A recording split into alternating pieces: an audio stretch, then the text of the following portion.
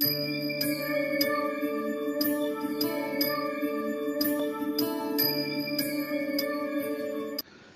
గురుభ్యో నమః. శుభోదయం. అందరికీ కూడా ప్రాతకాలపు ఉషోదయపు శుభాకాంక్షలు. ఈరోజు పంచాంగం వివరాలు. 9వ తేదీ 11వ నెల 2024వ సంవత్సరం, స్థిరవారం అంటే శనివారం. స్వస్తి శ్రీ చాంద్రమానశ్రీ క్రోధినామ సంవత్సరం, దక్షిణాయనం, శరదృతువు, కార్తీక మాసం, శుక్లపక్షం, తిథి అష్టమి, సాయంత్రం 6:20. శ్రవణ నక్షత్రం ఉదయం 8:43. తదనంతరం ధనిష్ఠ, పగల వర్జం 12:34 నుండి 2:06. ఉదయం దుర్ముహూర్తం 6:01 నుండి 7:33. రాహుకాలం ఉదయం 9 గంటల నుండి 10:30. ఈరోజు సూర్యోదయం 6:05, సూర్యాస్తమయం 5:23. అమృత ఘడియలు 9:47 నుండి 11:19.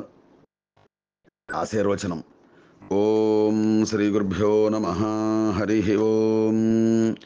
గణానాన్ త్వా గణపతిగం హవామహే కవిం కవీనాముపమస్రవస్తమం జ్యేష్ఠరాజం బ్రహ్మణాం బ్రహ్మణస్పత ఆనశృణ్వన్నోతిభిः సీదసాదనం ప్రణో దేవీ సరస్వతీ వాజేభిర్వాజనీవతి ధీనామవిత్రియవతు. గురుర్బ్రహ్మా గురుర్విష్ణుః గురుర్దేవో మహేశ్వరः గురుః సాక్షాత్ పరబ్రహ్మ తస్మై శ్రీ గురవే నమః. అస్మత్శ్రీ గురుచరణారవిందాభ్యాం నమో నమః. ఓం తత్పురుషాయ విద్మహే శ్రీనివాసాయ ధీమహి తన్నో వెంకటేశ్వరః ప్రచోదయాతు. వినా వెంకటేశం ననాథో ననాథస్తదా వెంకటేశం స్మరామి స్మరామి. హరే వెంకటేశ ప్రసీద ప్రసీద ప్రియం వెంకటేశ ప్రయచ్ఛ ప్రయచ్ఛ. శ్రియః కాంతాయ కళ్యాణ నిధయే నిధయేర్ధినాం శ్రీవేంకట నివాసాయ శ్రీనివాసాయ మంగళం.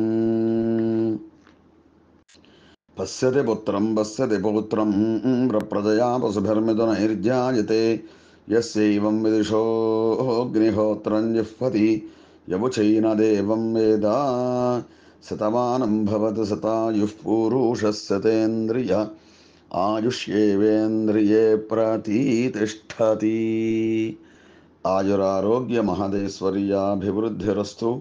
అలివేలుమంగా పద్మావతి సమేత కళ్యాణ వెంకటేశ్వర స్వామి దేవత సంపూర్ణ అనుగ్రహ సిద్ధిరస్తు. నమఃశివాభ్యాం నమ యౌవనాభ్యాం పరస్పరాశ్లిష్టవపుర్ధరాభ్యాం నగేంద్ర కన్యా వృషకేతనాభ్యాం నమో నమః శంకర పార్వతీభ్యాం. నమో నమః శంకర పార్వతీభ్యాం. మహాపరమ పవిత్రమైనటువంటి కార్తీక మాసం నడుస్తోంది. మానవ జన్మకి మోక్షాన్నిచ్చే మాసం కార్తీక మాసం.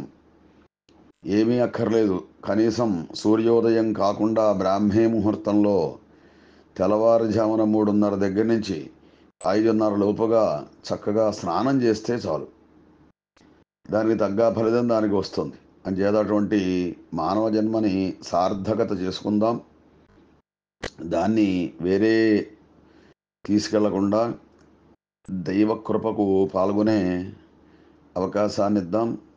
అటువంటి అజ్ఞానం వైపు వెళ్లకుండా మంచి జ్ఞానాన్ని సంపాదించుకుందాం.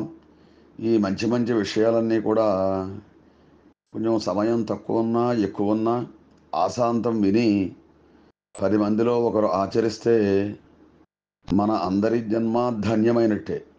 అంచేత చక్కగా ఆశాంతం పూర్తిగా ఒక్క 10 నిమిషాలు సమయం తీసుకుని వినండి.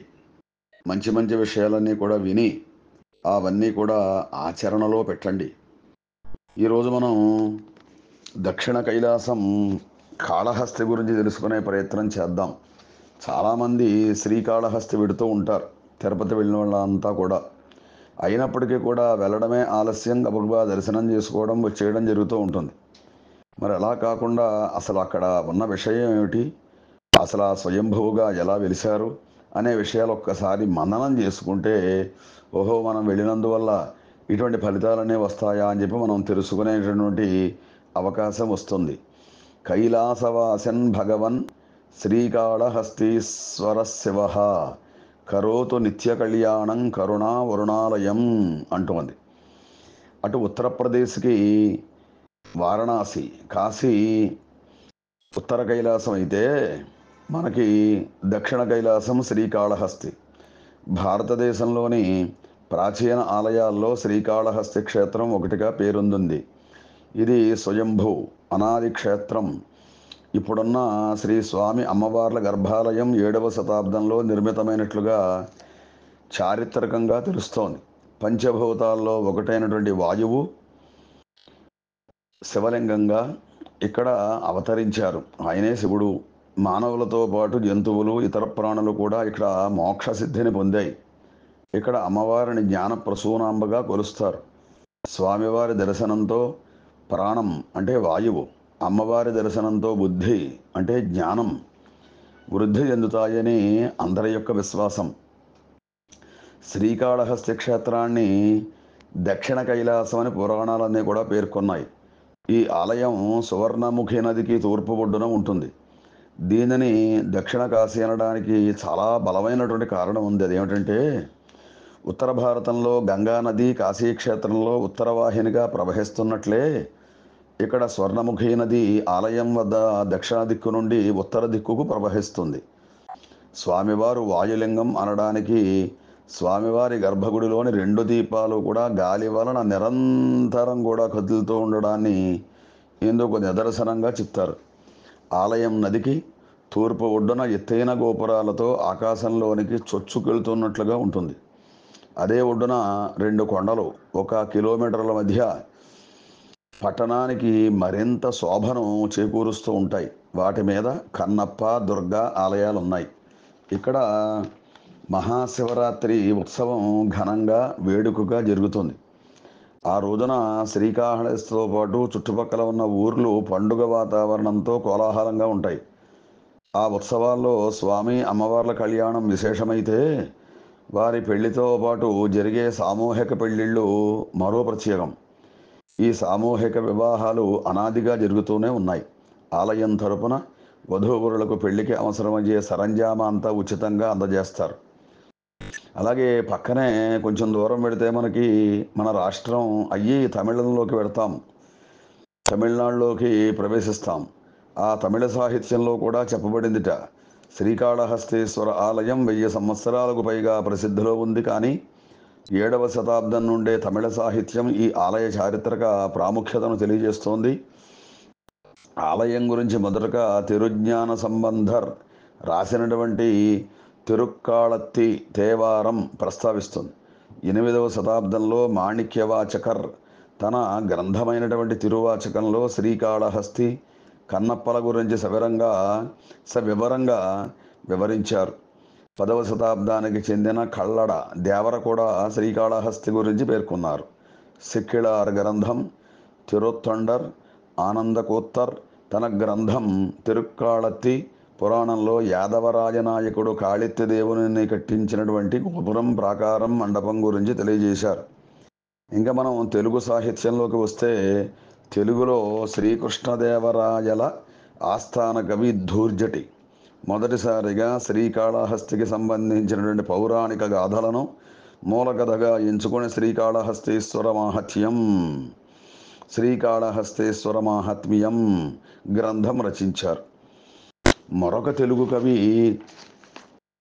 అయినటువంటి కుమార ధూర్జటి వారు రెండవసారి 18వ శతాబ్దిలో శ్రీకాళహస్తి మాహాత్మ్యం రాశారు. ఇందులో ఎక్కువగా పౌరాణిక గాథలు వివరించడం, దీనివలన ఇది పెద్ద కాళహస్తి మాహాత్మ్యంగా ప్రసిద్ధిగాంచింది. పౌరాణిక నేపథ్యంలో ఇంకా ముందుకు పెడితే, విశ్వామిత్రునికి వశిష్ఠునికి మధ్య ఉన్న వైరంతో జరిగిన యుద్ధంలో వశిష్ఠుడు తన 9 కుమారులను కూడా కోల్పోతాడు. ఆ బాధతో వశిష్ఠుడు ఒక కొండనెక్కి ప్రాణత్యాగం చేయాలనుకుంటాడు. భూదేవి అతనిని రక్షించి శివుని కోసం తపస్సు చేయమని సలహా ఇస్తుంది. శివుడు దక్షిణామూర్తి రూపంలో ప్రత్యక్షమై వశిష్ఠునికి బ్రహ్మ విద్యను బోధించి శ్రీకాళహస్తిలోనే కొలువు తీరుతాడు. దానితో అమ్మవారితో పాటు మిగిలిన గణాలు కూడా ఇక్కడే చేరుతారు అని చెప్పి చక్కటి వరమిచ్చారు. పరమేశ్వరుడి యొక్క ఆజ్ఞతో దక్షిణ ప్రాంతానికి వచ్చినటువంటి అగస్త్య మహర్షి మహాకైలాసంలో జరిగిన కళ్యాణాన్ని కనులారా గాంచలేదని చాలా బాధపడతాడు. అప్పుడు కైలాస పర్వతంలోని దక్షిణ భాగాన్ని శ్రీకాళహస్తికి తీసుకుని వచ్చి ఆయనకు కళ్యాణ దర్శనం జరుపుతారు. అందుకోసమనే దక్షిణ కాశీ అన్నారు. అయితే ఈ ప్రాంతంలో ఒక పవిత్రమైన తీర్థం లేక చుట్టుపక్కల పరిశీలించి తీవ్రమైన తపస్సు చేస్తాడు. తీర్థం లేక తీర్థయాత్ర అంటాం. అసలు దాని అర్థం ఏమిటంటే, తీర్థము అంటే గంగలో స్నానం చేయడం, యాత్ర అంటే స్వామివారి యొక్క దర్శనం చేయడం. దాని ఫలితంగా శివుడి నుండి బ్రహ్మ పొందిన గంగా నది ఒక పాయను శ్రీకాళహస్తికి స్వర్ణముఖిగా ప్రవహింపజేస్తాడు. గుడి వద్ద ఈ నది ఉత్తర దిశగా ప్రవహించడంతో పవిత్రంగా మారింది. స్వర్ణముఖిని గంగానది పాయగా ప్రజలు భావిస్తారు. ప్రతి సంవత్సరం కూడా మాఘ శుద్ధ పూర్ణిమ నాడు ఈ నదికి పుష్కరం నిర్వహిస్తారు. ఆ సమయంలో శ్రీ స్వామి అమ్మవార్ల వినాయకుడు, సుబ్రహ్మణ్యేశ్వర స్వామి, చండీశ్వరుడు నది వద్దకు తరలి వెళ్ళి త్రిశూల స్నానం నిర్వహిస్తూ ఉంటారు. అటువంటి మంచి క్షేత్రం ఇది. అయితే ఈ పేరులోనే 3 పదాలు ఉన్నాయి. శ్రీ కాళహస్తి. దీన్ని శ్రీకాళహస్తి పేరు ఎలా వచ్చిందో తెలిపే వృత్తాంతం కూడా ఒకటి ఉంది. త్రేతాయుగంలో ఒక సాలీడు దక్షిణ కైలాసం శ్రీకాళహస్తిలోని ఆలయం దగ్గర నివసిస్తూ ఉండేది. తన పోగులతో దేవుడికి అందంగా రకరకాల గూళ్ళ నిర్మాణాలను తయారు చేసేది. శివుడు దాని భక్తిని పరీక్షించగోరి గర్భగుడిలోని దీపంతో ఆ యొక్క సాలి గోళ్ళని భస్మం చేయసాగాడు. ఇది నిరంతరం ప్రక్రియగా మారింది. తన కళ్ళ ముందే కాలిపోతున్నటువంటి గోళ్లను చూచి భరించలేక ఆ దీప శిఖలను మింగాలని సాలీడు ప్రయత్నించి శివైక్యం చెందుతుంది.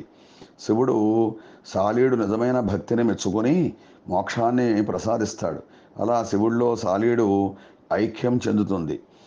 త్రేతాయుగ ఆరంభంలో దక్షిణ కాశీలో ఒక విశేష 5 పడగల సర్పం ఉండేది. అది శివుణ్ణి నిష్ఠతో పూజిస్తూ ఉండేది. విలువైనటువంటి మణులను సేకరించి వాటితో లింగాన్ని అలంకరిస్తూ ఉండేది. అదే సమయంలో ఒక ఏనుగు కూడా భక్తితో శివుణ్ణి పూజిస్తూ ఉండేది. ఇదివరకే శివలింగం చుట్టూ ఉన్న మణులను పక్కకు తోసివేసి తన తొండంతో స్వర్ణముఖి నది నుండి తెచ్చినటువంటి నీటితో ఆ యొక్క శివలింగాన్ని చక్కగా మనస్సులోనే నమశివాయ నమశివాయ అంటూ అభిషేకించేది. తరువాత తామరపూలతో ఆకులతో అలంకరించేది. సర్పము ఏనుగు చేసినటువంటి అలంకరణలను తీసేసి తను అలంకరించేది. ఈ తంతులో అవి కొంతకాలం వరకు ఒకదానికొకటి ఎదురుపడలేదు.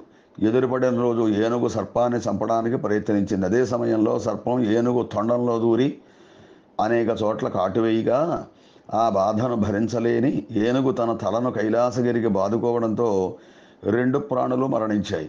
లింగం నుండి ప్రత్యక్షమైనటువంటి శివుడు రెండింటికి కూడా మోక్షాన్ని ప్రసాదించి తనలో కలుపుకుంటాడు. ఆనాటి నుండి ఈ స్వామికి శ్రీకాళహస్తీశ్వర స్వామిగాను, ఆ ప్రాంతానికి శ్రీకాళహస్తిగాను పేరు వచ్చింది. గర్భగుడిలోని లింగం, అడుగున సాలీడు, మధ్యన ఏనుగు దంతాలు, పైభాగాన పాము పడగల చిహ్నాలు మనకు కనిపిస్తూ ఉంటాయి. అయితే ఈ హడావిడిలో వెళ్ళి దర్శనం చేసుకునే సమయంలో అవన్నీ కూడా చూడడం కుదరదు.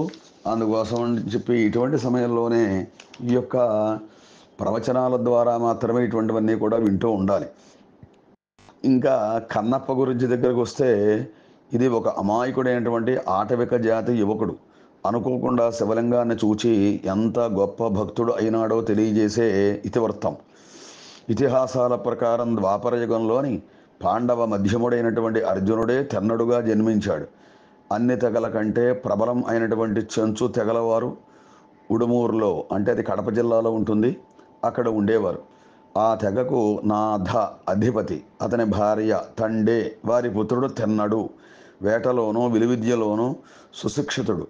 ఒకరోజు తెన్నడు సహచరులతో కలిసి అగస్త్య పర్వతం దక్షిణ కైలాస పరిసర ప్రాంతాల్లో వేటకు వెళ్ళాడు. అలసిపోయినటువంటి తెన్నడు ఒక చెట్టు నీడన నిద్రలోకి జారుకున్నాడు. కలలో శివుడు కనిపించి మొగులేరు అంటే స్వర్ణముఖి ఒడ్డున ఉన్నటువంటి శివలింగానికి పూజలు చేయమని చెప్పి నిర్దేశించాడు. అయినా తెన్నడు కలలోని విషయానికి ప్రాధాన్యత ఇవ్వలేదు. మరుసటి రోజు అడవి పందిని వేటాడుతూ శివానుగ్రహం చేత లింగం ఉన్న ప్రాంతానికి చేరతాడు. వెంటనే తెన్నడికి కల గుర్తొస్తుంది. లింగం ఉన్న దుస్థితికి బాధపడి దేవుణ్ణి తనతో పాటు ఊరికి రమ్మని ప్రాధేయపడుతూ తను కలిగించబోయే సౌకర్యాలను ఫలహారాలని వివరిస్తాడు. తెన్నడు ఎంత బ్రతిమాలినా ఒలక్కుండా లింగం ఉంటుంది. సహచరులు తెన్నడని ఊరికి తిరిగి వెళ్ళిపోదాం అని ఒత్తిడి తెచ్చినా అందుకు నిరాకరిస్తాడు. ఈ లింగం ఉన్న ప్రాంతాన్ని శుభ్రం చేసి తెన్నడు సపరిచర్యలు చేయడం మొదలు పెడతాడు. రోజు స్వర్ణముఖి నుండి నోటితో నీటిని తెచ్చి లింగాన్ని అభిషేకించి తాజా మాంసాన్ని సమర్పించేవాడు. కొన్ని రోజుల తర్వాత ఒక శివ బ్రాహ్మణుడు, వీరిని దీక్షితులు గురుకుల్ అని పిలుస్తారు, లింగాన్ని చూచి దాన్ని అపవిత్రం చేశారని బాధపడతాడు. లింగాన్ని శుభ్రపరిచి ప్రాయశ్చిత్తం గావించి ఆగమ విధానంలో పూజా కార్యక్రమం చేస్తాడు. తెన్నడు యథాప్రకారం లింగం వద్ద ఉన్న ఆకులను పూలను తన పాదరక్షతతో తోసివేసి తన పద్ధతిలో పూజ చేస్తాడు. ఈ తంతులా 4 రోజులు సాగుతుంది. శివబ్రాహ్మణుడు లింగాన్ని రోజు ఎవరు రోత చేస్తున్నారు అని శివుడినే ప్రశ్నిస్తాడు. శివుడు అతని కలలో కనిపించి లింగం వెనక దాగి నిజమైన భక్తుడిని చూడమంటారు. ఆ భక్తుడే తనకు అత్యంత ఇష్టమని కూడా చెప్తారు. అలాగే లింగం వెనక దాగిన బ్రాహ్మణుడు ఆతృతగా చూస్తూ ఉంటాడు. తెన్నడు యథాప్రకారం నోటితో నీటిని చేతులతో మాంసాన్ని తీసుకొచ్చి పూజా కార్యక్రమం ప్రారంభిస్తాడు. ఆ సమయంలో లింగం ఒక కన్ను నుండి రక్తం రావడం గమనిస్తాడు. కంటికి జబ్బు చేసిందని గ్రహించి అడవిలోనికి వెళ్ళి మందు ఆకులను మూలికలను తీసుకొచ్చి కంటికి రాస్తాడు. కానీ రక్తం కారణం ఆగదు. దానితో తన కన్నును పెకలించి దెబ్బతిన్న కన్నుకు అమరుస్తాడు. రక్తం కారణం ఆగిపోయి రెండవ కన్ను నుండి కారణం ప్రారంభం అవుతుంది. అది చూచి బాధపడ్డ తెన్నడు గుర్తు కోసం కన్ను ఉన్న చోటను కాలితో నొక్కిపెట్టి రెండవ కన్నును కూడా తన బాణంతో పెకలించే ప్రయత్నం చేస్తాడు. అంచలంచలం అయినటువంటి తెందని భక్తికి పరవశించినటువంటి శివుడు ప్రత్యక్షమై అనుగ్రహించాడు. దేవదేవుడికి కన్ను ఇచ్చిన తెన్నడు నాటి నుండి కన్నప్పగా పేరు పొందాడు. శ్రీకాళహస్తేశ్వర లింగంలో కన్ను గుర్తు కూడా ఒకటి ఉంటుంది. కన్నప్ప వృత్తాంతం 10 సంస్కృత శ్లోకాలుగా శ్రీకాళహస్తి గుడి గోడ మీద చెక్కబడినాయి. భక్తుడైన కన్నప్పకు అగ్రస్థానాన్ని ఇస్తూ స్వామి తన దక్షిణ కైలాస పర్వతంపై తనకంటే అగ్రస్థానాన్ని ఇచ్చాడు. ఇందులో ఉన్న విశేషాలు ఏమిటంటే, మణికంఠేశ్వర ఆలయంలో బ్రహ్మగుండం ఉంది. ఇందులోని తీర్థాన్ని స్వీకరించే బ్రహ్మదేవుడు సృష్టిని పునఃప్రారంభించారని క్షేత్ర మాహాత్మ్యంలో ఉంది. తిరుమంజన గోపురం 3వ గేటు దగ్గర దక్షిణ వైపు సూర్య పుష్కరిణి, ఉత్తరం వైపు చంద్ర పుష్కరిణి ఉన్నాయి. సూర్య పుష్కరిణి తీర్థం శ్రీ స్వామివార్ల అమ్మవార్ల అభిషేకానికి ఈరోజు కూడా వినియోగిస్తూ ఉంటారు. ఆలయ సమీపంలో భరద్వాజ మహర్షి తపస్సు చేసి ప్రతిష్ఠించినటువంటి శివలింగం, దాని చుట్టూ భరద్వాజ తీర్థం ఇవన్నీ కూడా ఉన్నాయి. ఈ క్షేత్రంలో ఆలయం లోపల సరస్వతీ తీర్థం ఉంది. ఇందులోని తీర్థాన్ని సేవిస్తే పిల్లలకు మాటలు వస్తాయి. అలాగే ఉన్నతమైనటువంటి జ్ఞానం కూడా కలుగుతుంది. స్వామివారి మూల లింగానికి ఉన్న కవచంలో 9 గ్రహాలు, 27 నక్షత్రాలు ఇటువంటివన్నీ కూడా మనకి దర్శనమిస్తాయి. అలాగే అక్కడ గిరి ప్రదక్షిణం కూడా జరుగుతూ ఉంటుంది. మరి ఎన్నో వ్యయ ప్రయాసాలు కోర్చి చైనా దేశంలోని టిబెట్కి వెళ్ళి కైలాసగిరి ప్రదక్షిణ చేయలేదే అని బాధపడడం అవసరం లేదు.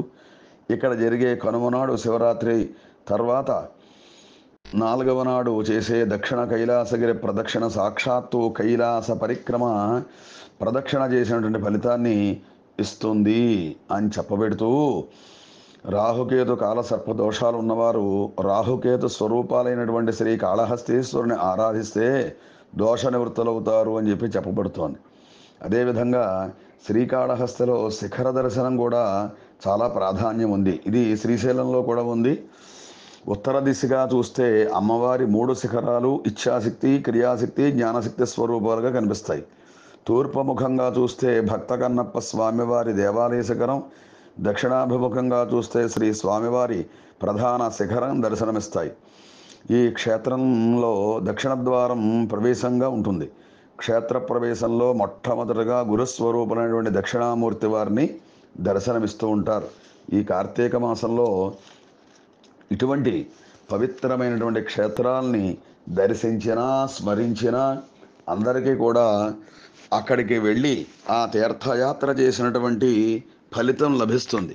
అదేవిధంగా ఇంకా కార్తీక పురాణం 8వ అధ్యాయం పరమ పవిత్రమైనటువంటి ఈ కార్తీక మాసంలో ఈ వశిష్ఠ మహర్షి చెప్పిందంతా కూడా విని జనక మహారాజు అడుగుతూ ఉన్నారు, మహర్షి మీరు చెప్పినవన్నీ వినిన తరువాత నాకు ఒక సందేహం కలుగుతోంది.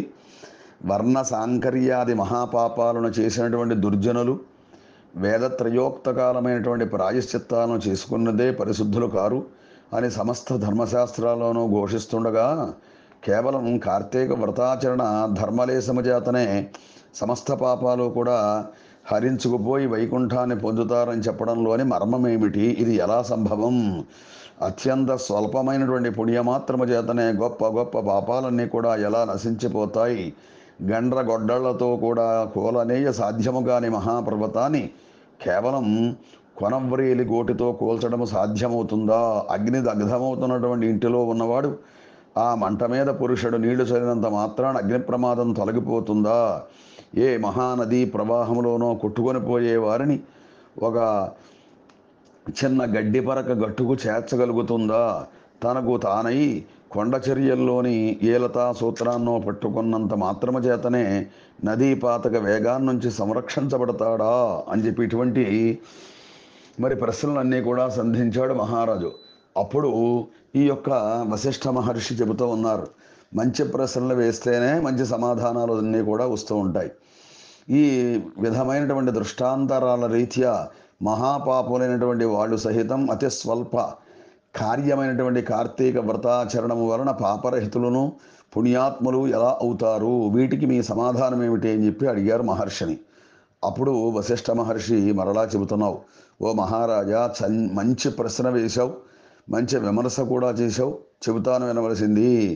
ధర్మాన్ని సూక్ష్మముగా చింతించాలే కానీ స్థూల రూపాన్ని మాత్రమే ఆలోచించకూడదు. అదీగాక వేదశాస్త్ర పురాణాలన్నీ కూడా అనేక ధర్మ సూక్ష్మాలను మనకు అందిస్తున్నాయి.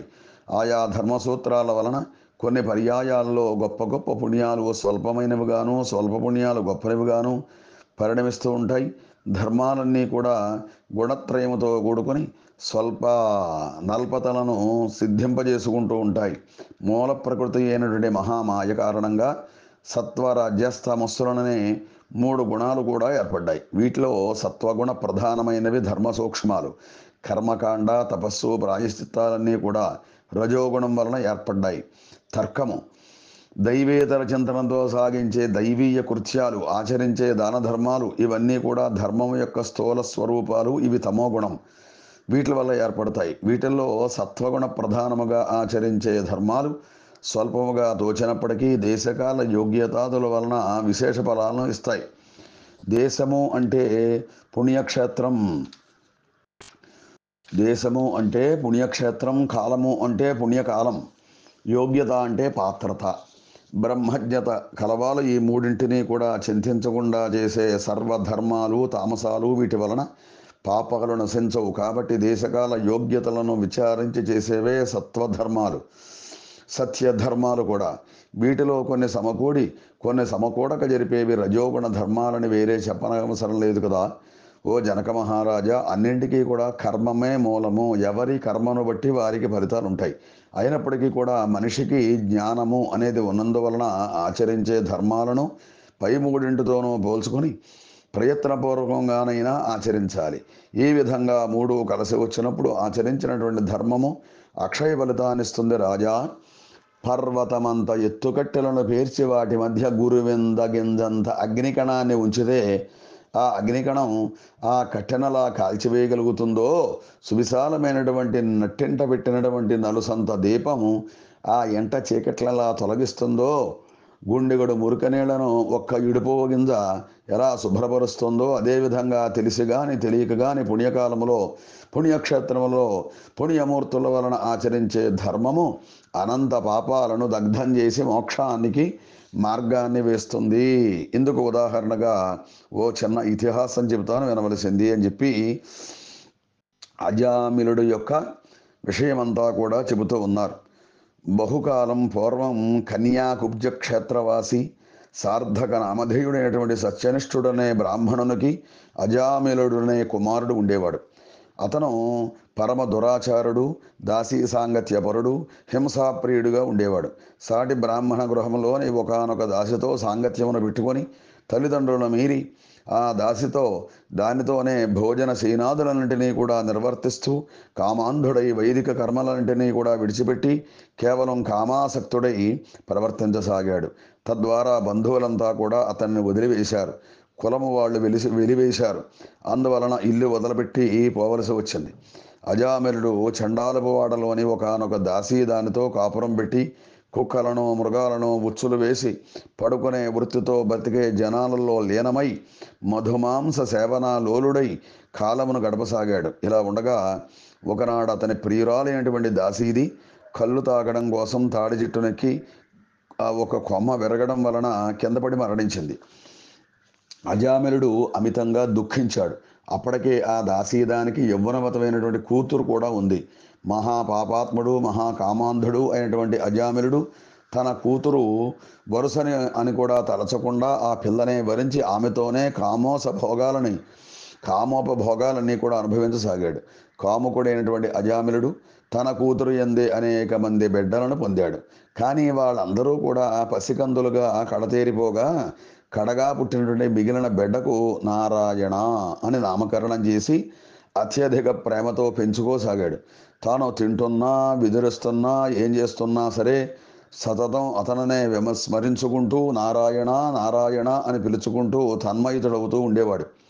కాలము గడిచి అజామిలుడు కాలము చేసే సమయం ఆసన్నమైంది. అతడిలోని జీవుని తీసుకుపోయేందుకు గాను ఎర్రని గడ్డములు మీసములు కలిగి చేత దండపాశాలను ధరించినటువంటి భయంకర రూపులైనటువంటి యమదూతలంతా కూడా వచ్చేశారు. వారిని చూస్తూనే గడగడలాడిపోయినటువంటి అజామిలుడు ఆ ప్రాణావసాన వేళ కూడా పుత్రవాత్సల్యాన్ని విరమించుకోలేక ఎక్కడో దూరముగా స్నేహితులతో ఆటలలో మునిగి ఉన్నటువంటి కుమారుని కోసమై నారాయణ, ఓ నారాయణ, తండ్రి నారాయణ అని పలుమార్లు పిలవసాగాడు. ఆ పిలుపు అతడి కొడుకుకు వినపడలేదు. అతను రానులేదు.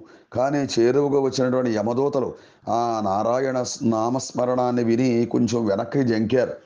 అదే సమయంలో అక్కడ ఆవిష్కృతులైనటువంటి విష్ణుదూతలు, ఓ యమదూతలారా అడ్డు తొలగండి, ఇతడు మాచే తీసుకొని పోదగిన వాడే కానీ మీరు తీసుకొని వెళ్ళదగినవాడు కాదు అని హెచ్చరించారు. వికసిత పద్మాల వలె విశాలమైనటువంటి నేత్రాలు కలవాళ్ళు, పద్మమాలాంబర వసనలు అయినటువంటి ఆ పవిత్ర విష్ణు పారిషదులను చూచి విభ్రాంతులైనటువంటి యమదూతలు, అయ్యా మీరెవరు? యక్ష గంధర్వ సిద్ధ చారణ కిన్నర విద్యాధరులలో ఏ తెగకు చెందినవారు? మా ప్రభువైనటువంటి యమధర్మరాజు మాకు విధించినటువంటి ధర్మము రీత్యా తీసుకుని వెళ్ళనున్న ఈ జీవుణ్ణి మీరు ఎందుకు తీసుకువెడుతున్నారు అని అడగడంతో విష్ణుదూతలు ఈ విధంగా చెప్తున్నారు అని చెప్పి మరి ఈ అష్టమోధ్యాయాన్ని సమాప్తం చేశారు. జత ఇటువంటి ఈ మంచి మంచి విషయాలన్నీ కూడా స్మరణ వల్లే ముక్తి లభిస్తుంది అని చెప్పడానికి ఇదే ఉదాహరణం. ఈ విధంగా మహారాజు చెబుతూ మరికొన్ని విషయాలు రేపటి రోజున చెబుదాము అని చెప్పి దాని అంతటితో ఆపుచేశారు. అంచేత జ్ఞానంతో కూడుకున్నటువంటి మానవ జన్మ కాబట్టి ఎల్లప్పుడూ కూడా దాన ధర్మ పరోపకార నిత్య గరిష్ఠులై చక్కగా ఉండాలి అని చెప్పి దీని ద్వారా మనకు తెలుస్తోంది. ఆ విధంగా అందరూ కూడా ఉందాం. స్వస్తి సర్వే జనా సుఖినో భవంతు, సమస్త సన్మంగళాని భవంతు. కలియుగ దైవ వెంకటేశ్వర స్వామి దేవత అలివేలుమంగ పద్మావతి సమేత కళ్యాణ వెంకటేశ్వర స్వామి దేవత సంపూర్ణ అనుగ్రహ సిద్ధిరస్తు. స్వస్తి. చక్కగా వినండి. మీ మంచి మంచి అభిప్రాయాలన్నీ కూడా తెలియజేస్తూ ఉండండి. అలాగే పరమ పవిత్రమైనటువంటి కార్తీక మాసంలో మంగళవారం ఏకాదశి అయింది. ఏకాదశి రోజున ఇక్కడ శివాలయంలో లక్ష బిల్వార్చన పూజా కార్యక్రమం, సూర్య నమస్కారములు, మహాలింగార్చన, జ్యోతిర్లింగార్చన, సర్వతో భద్రమండలార్చన, ఇటువంటి కార్యక్రమాలన్నీ కూడా జరుగుతాయి. ఆసక్తి గల వాళ్ళంతా కూడా గోత్రములు పేర్లు అందరూ కూడా చక్కగా ఇందులో ఉంచవచ్చు. ఆ యొక్క గోత్రముల పేర్లు చదివి ఆ స్వామివారి యొక్క పాదాల చెంతకు 4 మారేడు దళాలు చేరేటట్టుగా ఏర్పాటు చేద్దాం. స్వస్తి సర్వే జనా సుఖినో భవంతు, సమస్త సన్మంగళాని భవంతు. కార్తీక దామోదర దేవత సంపూర్ణ అనుగ్రహ సిద్ధిరస్తు.